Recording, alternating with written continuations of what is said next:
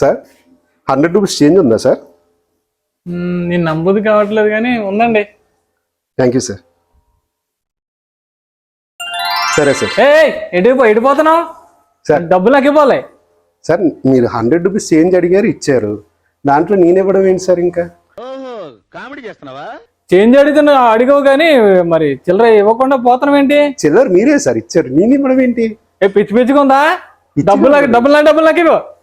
Sir నేను 100 rupees change అడిగానా లేదా? అడిగారు. మీరేం చేశారు? ఇచ్చాను.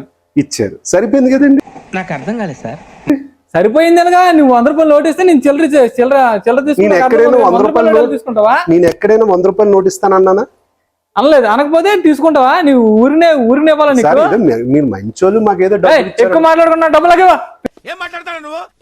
పిచ్చిపించుకుందా? నా దగ్గర ఏం డబ్బులు సార్. అదే అమ్మాయిలకి అయితే మీరు అలాగే మాట్లాడతారా సార్? అమ్మాయిలు ఇచ్చుకుంటా. నువ్వు అమ్మాయి కాదు కదా, నువ్వు అమ్మాయి అయితే నీకు ఇస్తాను. నువ్వు అమ్మాయి అయితే పెళ్ళయిందా లేదా?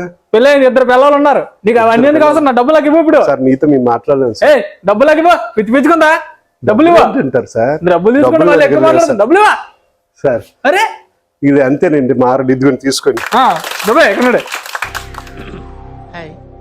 నా పెర్ఫార్మెన్స్ మీకు నచ్చినట్టయితే స్మాల్ బాస్ అని స్పేస్ ఇచ్చి పద్మశ్రీ PADMASRI అని టైప్ చేసి 5555 SMS చేయండి.